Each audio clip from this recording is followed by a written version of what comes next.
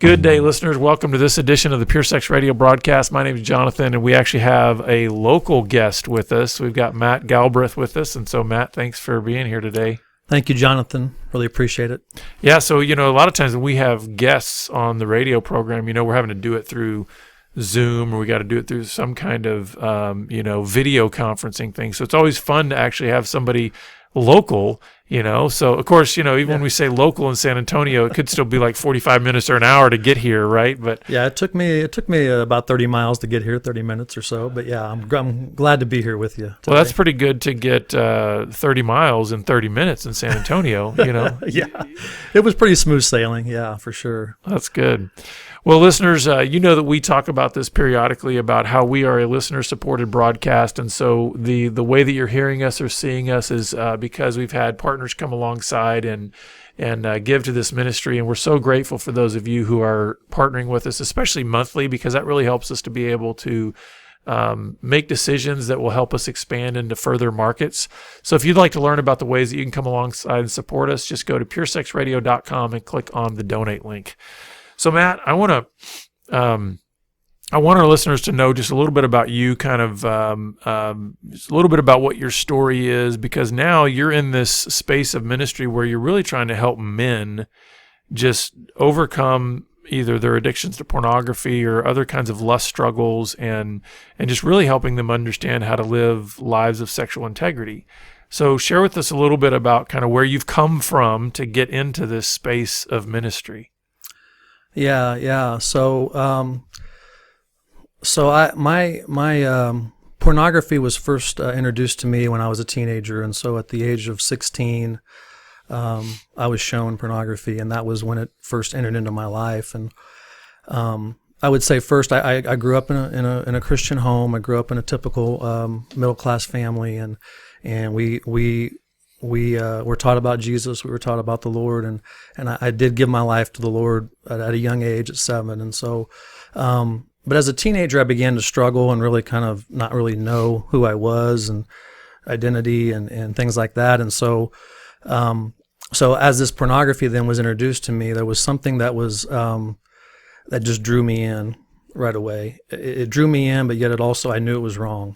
So, and then being a follower of Jesus, I knew it was wrong, but yet I couldn't stop. And so that began about a 20-year on again, off again addiction to porn, and into my mid 30s, and finally through really almost losing my marriage was what it took for me to come to the end of myself and to be fully broken of that, and that was really the first step for me to have in front of me losing everything, the potential of losing my family and my marriage. That what it took me to finally begin to get help.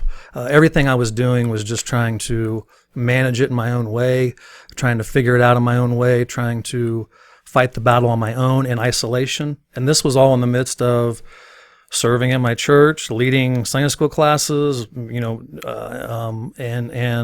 all of that, but yet living a double life and living a life that was hidden in isolation. And so, then as that happened, I began to pursue redemption and healing. And the first step in that for me was to actually get my story out there to someone else.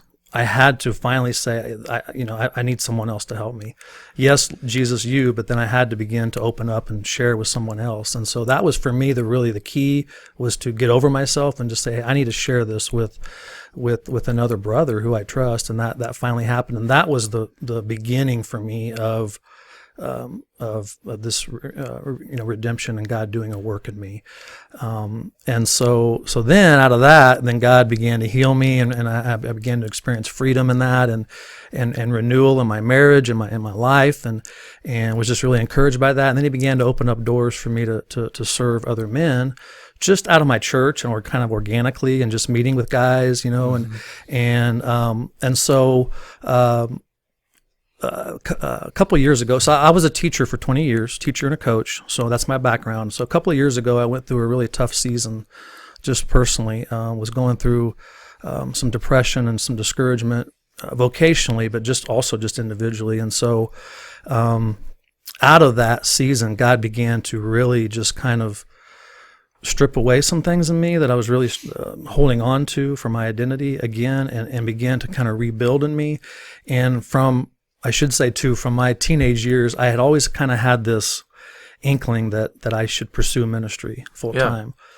But I pushed it aside. But this probably wasn't what you had thought of when you would have that inkling, right? No. I don't know anybody when they were a kid that says, yeah. what do I want to do when I grow up? I want to help people with porn problems, That wasn't what I was saying. No, absolutely not. And then there was a lot of fear in that. Like, I didn't know what it would look like, and like, well, how am I going to provide for my family doing that? So again, a couple of years ago, going through that difficult season, those questions, God began to give me those questions back, and I began to take them to the Lord again and say, okay, well, Lord, what if this is possible? What if, is it even possible for me to step out in this? And so as I began to get confirmation in that, he kind of took me on this journey of saying, yeah, Matt, I've got this. I want to take your story. I want to take the story, really my story, of healing you through this, and I want you to be able to now help other men in the same struggle, in the same battle. So let me back up just a little bit, because there's always a starting point to recovery, right? Now, it's not always a clean starting point, right? I think a lot of times we have what I call false starts. We got a lot of, we dip our toe and we do things like this. So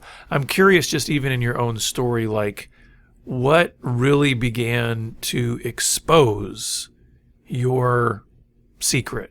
Because the thing is, I really believe that the only way we fully enter into any kind of recovery is what's in the dark has to come into the light. And I don't think, I'm not saying that it always comes into the light all at once, but there's a point at which the door starts to crack open. In your own life, what began to draw out your secret from the dark? I mean, what kind of circumstances or what kind of things were happening that began to expose your secret? Yeah. For me, it was my marriage. And just it was really struggling. And Meaning, did your wife know about some things that were going on? So when we first got married, she did not know I had a porn issue, and so that came out within the first few months of our marriage, and so of course that devastated her, and so she at that time had asked me to get help, and I said that I would, but I did not pursue. I just kind of reassured her, I'll work on this, but again, like I said, for that next 10 years of my marriage, everything I was doing was in my own strength and my own trying to figure it out, and never pursued help, never really talked to anybody about it. And so she went along with that, and through God's grace in her and being able to stick with me and stay with me, only by God's grace are we still together today, and I'm so grateful for that, and for her to be able to have graced me in that, to be able to say, I'm not giving up on you. Mm-hmm. I know that you're doing some things I'm not liking here, but and so really then it became this moment in our marriage where it was a make or break time, where it was either I was going to get some help or this wasn't going to. That was it. And she it was, she had every right in that, be able to say, hey, and so that level of despair, I guess, or brokenness for me is what it took. I wish it was something else, but it was like, her bags were packed and she was ready to go, and in front of me was this thought of, I'm losing my marriage, my family, I'm losing it all. And that was the level of brokenness that God had to take me to get me to finally say, okay, I'm done. And I think that's a place that does initially motivate a person to make a decision. Now, not everybody makes a decision. A lot of people are still too consumed with pride and just too consumed with fatigue, even from the addiction, that a lot of times they don't even have the energy then to say, I'm going to do the right thing. But let's talk about that in terms of now how you might go through counseling or coaching someone, a man who comes to you and says, I'm here because, man, I'm about to lose it all. My wife is about to leave me. I might lose my kids, and I know I've got to make a change. Now, how do you take a person from that initial motivation that, let's just put it bluntly, is actually a fear motivation, and ultimately navigate them into what we hope is the long-term better motivation, which is a love motivation. And we can maybe talk about that a little bit later in terms of what do you mean by love motivation? But do you see it sometimes where guys can get stuck in that fear mode of like, the only way that I'm ever going to keep going toward integrity is to constantly remind myself that I could lose everything? I mean, how would you help a guy? I mean, obviously you got to start with where he's at, right? Absolutely. But what are some, so let's talk about two things. First, what's the first thing you would say to that guy who's about to lose everything, having been there yourself? Yeah. And then what are some of the things that you might start to move him toward that get him into a healthier motivation for pursuing integrity, rather than just constantly got to be threatened by the loss of something before he's ever going to change? Does that make sense? Yeah. So I would say I want to infuse hope. The first thing I want to do, I want to infuse hope that it's more than just saving a family or a marriage. That I want to be encourage them with hope that there is freedom that is available. There is hope to be free from this, and to encourage them in that, and to say, hey, I would tell them there is a way. And there is someone that can provide that through Christ, and so I want to make sure that I'm infusing hope. And then the next thing I think I would say to that would be to say, okay, where does God fit into all of this in your life? And because I think honestly the hardest step is to come to fully come to the end of yourself, and to be able to kind of take your hands off the wheel and to be able to say, I'm done trying to control this. I'm done trying to manage it. I'm done with, and until you get to that point, you're really just trying to fix all the stuff on the outside, including your marriage, including your family. So it's this what I call kind of this recognizing or admitting, Lord, I can't do this anymore. I need you, Lord. And then say, okay, are you to that point yet?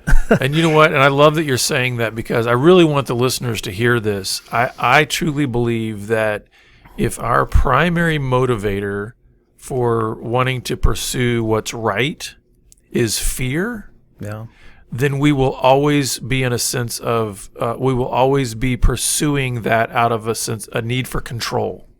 Yeah. Because I think fear always makes us want to try to then get into control of everything, right? Because I'm afraid I'm going to lose my marriage. I need to control that. Yeah. I'm afraid I'm going to lose my kids. I need to control that. And the thing is freedom actually comes on the other side of that idea of control, which is surrender. Absolutely. And that is, let's talk about that for a little bit, because that's where I want to kind of eventually go in terms of this idea of shifting to more of a love motivation. Yeah. And I think that's a foreign concept to a lot of people in recovery of like, how does love motivate me to do what's right, But this idea of moving from control to surrender, what are some obstacles that you see in a person's way of releasing control and actually then submitting fully to God? Because that can seem like a very threatening proposition, right? If you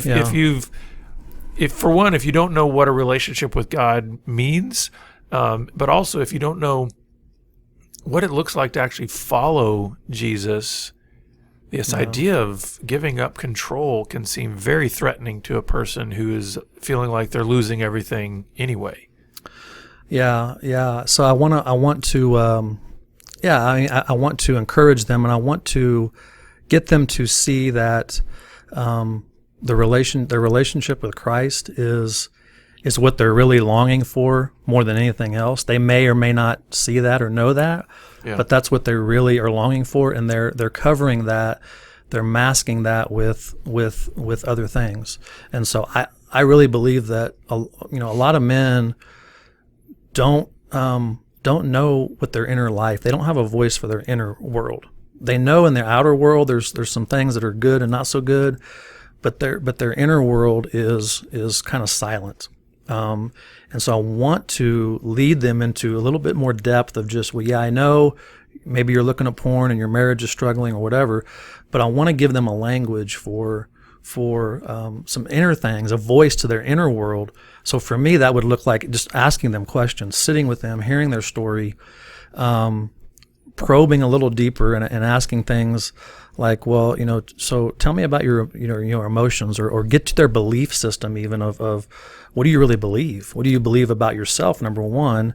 If they have a very shame-oriented view of themselves, they're going to be behaving out of that. And so identifying that and getting below the surface of just the control or even the fear, and identifying some lies that they're believing, and being able to get them to say it, not just me coming at it and saying it, but by asking the questions, I want them to be able to.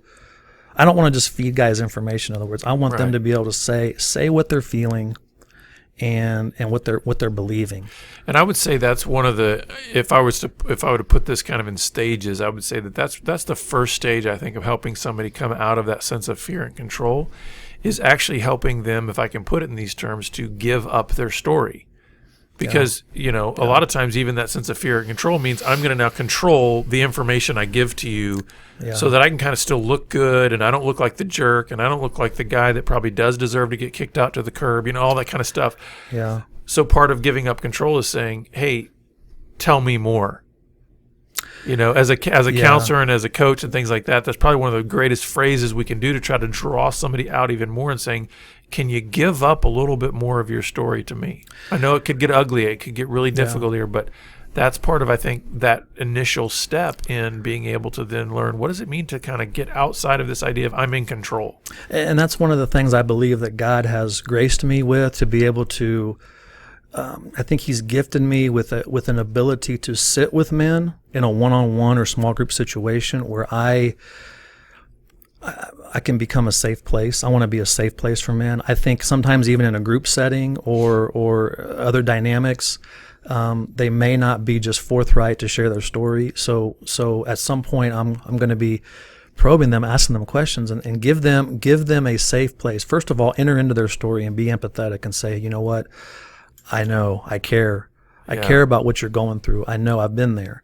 And then so relatability and empathy there, and then to give them a voice to be able to say, hey, here's what I'm really going through. I'm experiencing all this on the surface, but I know there's something much deeper here. And so I want to be able to be that safe place, to be able to then say, okay, well, I care about that. I hear you, number one. I think men want to be heard. And one of the things I'm finding is now I'm kind of meeting with guys is they don't feel like they have a voice. I've heard men say that several times, that they don't have a voice, and they're maybe around a lot of people, a lot of men, but they don't feel heard and really listened to. Yeah. And I think this is another thing too, then, if we can kind of transition towards just the helping men sort of shift the motivation. And I believe this takes a long time. I mean, I think our natural default in our sinfulness is we're going to default to fear. We're going to default to control. We're going to default to pride, right? All these aspects of our brokenness. And so this idea of having a love motivation, and I want to talk about that a little bit, because, if you look in the scriptures, you realize that if you boil things down, and I love to get things to kind of their simplest essence, really, I believe if you boil down what we were made for in its simplest essence, it was two things. It was to be loved and to love. Yeah. So we were made to love the Lord our God with all our heart, all our soul, all our mind, and all of our strength, right? Yeah. We were meant to love God. We were also meant to love others. Yeah. But we were also made for the love of God and the love of others. Yeah. And so talk a little bit about what that paradigm looks like that's so different from a control and fear paradigm that's essentially saying, I've got to try to grab and get what I can, and I need to be in control, and ultimately my needs need to get met, and it's kind of it's almost like fear leads us to a scarcity mentality. Yeah. Like I've got to grab as much as I can. Whereas if we think about the infinite God that says, I love you, how do you... Where's the scarcity in that? Like, where's the want in that? It's like David said, "The Lord is my shepherd; I shall not want." Like I got all I need in Him. Yeah. Does that make sense? So how do you help Yeah. men to start to see the connection between that and their porn problem or their So lust issue? one of the things I just shared in my own story with guys is that was really one of the lies that I was believing was that I was unlovable. There was something about me that was just wrong with me. And I came from a good family, and I had I didn't suffer some of the things that other men are suffering through, but there was something in me. There was this voice inside of me that was saying, you're not worthy, you're unlovable. There's something unlovable or wrong with you. And so when porn was introduced, that fed that in a false way. It just gave me this sense of, you just come as you are, and porn is always going to accept you. It's always going to be there for you. It's always going to have your back, and it's always going to have that. And so it provided that in a way falsely for so many years. And so until I began to really, really embrace this absolute truth that nothing can change the fact that there's nothing more or nothing less that I can do to be out of God's love, until I really fully not just felt it, but it was almost like I had to faith it. Yeah. Even when I wasn't feeling it, I really had to just like, God, I trust you in this. I'm not feeling lovable right now. I know I maybe haven't done a bunch of lovable things, but I know beyond a shadow of a doubt that my identity is grounded in the fact that you love me. And as I began to then experience that completely changed even my willingness to have control of things and to be able to, to just try to have any kind of control. And see, listen, I love what you're saying there, and I want our listeners to kind of soak in that for just a minute, this idea that you are loved. Like if you're out there listening and you're identifying with a little bit of what Matt's saying about this idea that there's just these lies that are rattling around in your head going, but I've done this, I've done that. The accuser loves to come and shove all your sin in your face and say, that's why God can't love you. I want you to hear this truth that you are loved. And the reason God loves you is because He loves you. He loves you. And the reason I think it's so important that gets deep, deep, deep into our soul is because think about it for just a second. If we know that we know that we know that we are loved, doesn't that begin to change our motivation for wanting to actually live within the design of our Creator who loves us? Absolutely. So the idea is, because we know that He loves us when maybe nobody else on planet Earth does, and He's made us, and He says, I've made you with a purpose in mind, and therefore within that purpose, I've placed some boundaries around certain things because I want you to actually experience the fullness of the goodness of the life that I've created for you to have. I think until we get that understanding that God loves us in all of our brokenness, even in all of our poor willful choices, absolutely, that He loves us, that I think begins to melt our heart and go, you know what? I don't want to say no to porn because I'm afraid. I want to say no to porn because I want to keep moving in the direction of where this love is pointing me. Because God's love does not point us in the direction of porn. It doesn't point us in the direction of hurting other people. It doesn't point us in the direction of selfishness, right? Yeah. So what would you say to that in terms of just how that deeply embedded truth begins to actually change our motivation for doing what's right? It's really almost everything of what I try. When I talk to a guy, I'm trying to get them to see that it's not just their behavior. It's what they believe. And so if they believe, one of the things I will say is that you're not just doing what you're doing. You're doing what you're doing because you're believing what you're believing. So good. If you're believing a lie, or you're believing that you're unlovable and that you're unworthy, you're going to be displaying in your behavior, go in that direction, right? Yeah. Things that are unlovable. You're going to be acting out on that. And so it's getting them to kind of look in reverse, or kind of this inside out. I use the phrase inside out living a lot, where it's like, what do you really believe about God? And if you truly believe that God loves you, then that is a game changer for the way then that changes your thought pattern, your emotions, and then it filters into your behavior. But let's not start with the behavior. I know that you're stuck in this pattern of looking at porn or whatever that is, but I want to backtrack, and I want to slowly work our way back and begin to see that if you truly experience at a deep level that you're loved by God, that is going to eventually change from the inside out, everything. Now, how do you do this while there are very real behaviors that are present that are destructive? Because I can hear some of our audience, and this was me when I first, it's like, great. You want me to ultimately have this deep, abiding sense of the love of God in my life that's going to transform the way I make decisions. Yeah. But I've got 20 years history of almost daily the behavior of looking at porn. So what do I do about that right now? So how do you help, as you're trying to help this person travel towards this love motivation, what do you do with the behavior that's right in front of their face? So one of the things I want to do right away is get them some wins. Mm-hmm. I have a coaching background. So when I was coaching my players and my team, I want them to be successful. I want them to win. And so guys are out there losing all the time. They feel like they're losing all the time. Or even I hear the phrase, I'm just a loser, whatever. And so I want to get them some early wins. And so an example of that will be behavior based in the beginning. So for example, one of the things that I will do is I will provide a piece of accountability for them where I will check in with them daily to say, how are things going?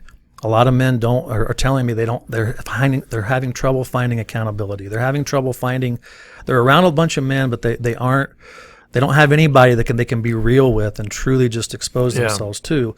So I'm providing that piece initially to give them some early wins, to be able to say, hey, we are gonna talk about the belief system, but we're also gonna get you some early. I want them to be able to feel like there's some hope going forward here, and then so it's both at the same time. Then I start to address the belief system by kind of describing it as kind of a root. You're looking at porn, but that's not the real problem here. The issue is you've got a belief system, a root system, if you will, that I want to uproot. I want to uproot that, and then I want to implant a whole new belief system in you through God's word. That would come through counseling and showing God's word to them. Mm-hmm. But to get them some early wins, to be able to say, hey, I'll hold you accountable, and then also then to begin to say, hey, I want to build a support team around you, trying to get them to see that from a coaching standpoint, this is a team effort. Mm-hmm. I want you to have people in your life. You can't do this alone. I want you to have people in your life that are going to be able to support you, encourage you, build you up. But I think the early wins are important because they need to be able to know, hey, I'm having some success here. Yeah. So, well, the time always goes by so fast. But here's how I would like to close: is as you think about listeners out there, wherever they may be in their journey, just what word of encouragement would you give to them? Because I think whether we're on day 1 or day 10,000, there's always going to be moments of discouragement or moments of just where we feel flat, we feel like we've plateaued, or we feel like we might even be going backwards. So just what encouragement would you give to listeners out there that might be feeling like, I'm struggling to take the next step? This has been kind of my mantra, if you will, for 2019, but it's don't give up. Mm-hmm. Don't give up. You are never too far out of God's reaches. You're never too far out of his love. It may feel like that you've taken many steps back, but you're only one turn away. Repentance says, all I need to do is turn toward Christ and run to him. And that's only one step away. That's not all these things you have to do and trip over yourself. It is just literally just turning to him and going to him. And so that, just to not give up, just to stay in it. I know in my own journey, it was like, man, I just want to quit. I just want to give up on this, and it's not worth it. And I'm like, it's worth it. Just stay with it. Yeah. And I always like to say that, you can't be considered a failure if you always get up when you fall. So the idea is, it's like, the other thing too is faithfulness. If you think about, that's a very biblical term, right? Yeah. Faithfulness doesn't mean we never fall. Faithfulness means we keep getting up. Yeah. So that's an important part too, because there may be listeners out there that you're going, I've fallen too many times. Well, are you still getting up? You're faithful. Your faithfulness is saying, I'm going to return to the commitment that I made to keep going in this direction. It doesn't mean you're never going to fall on that journey. And one of the things I would add to that too, is as I'm interacting with a guy, I want to be able to have him celebrate those wins too. Yeah. Not to be in a prideful way, but to be able to say, even though he's maybe taken some steps back, but hey, look at the steps you've taken forward. Mm-hmm. Let's keep moving forward. But to be able to celebrate that through Jesus Christ, I think is important, because that infuses hope, that encourages, that gives you a win, even though you still may be occasionally looking at it. It's I don't know that we celebrate enough of the wins. And I'll tell you what, when I read my Bible, I'm like, God's people are party people. Oh my goodness. Yeah. And I mean, think about all of the festivals and all of the celebrations and all of the feasts and all those kinds of, we're meant to be people that are celebrating the Passover and celebrating the communion and celebrating all these things. Well, Matt, thanks for being with us. I really appreciate you being here. I know that, your ministry is very much local here, but for those who are listening that are in our area, how can somebody get in touch with you maybe to get some counseling or coaching from you? Yeah, right now I'm here in the San Antonio area, so I don't have a website at this point, but I you can reach out to me through my phone number and through email. But I'm available for counseling and for coaching in this area. And do you want me to give you those numbers? Yeah, and we can put them in the show notes too. But what is your? So my number 210-883-6732. And my email is mgalbraith2007@gmail.com. Yeah, and we'll make sure those are in the show notes as well. But listeners, thanks for being with us, and thank you, Matt, for just that insight and just for what you're doing and how God is using you. We need more people in this space of ministry, so thanks. Thank you, Jonathan. Appreciate it. And listeners, we hope to see you back here next time on the Pure Sex Radio broadcast. Be sure to check us out at puresexradio.com or on Twitter at Pure Sex Radio. Take care.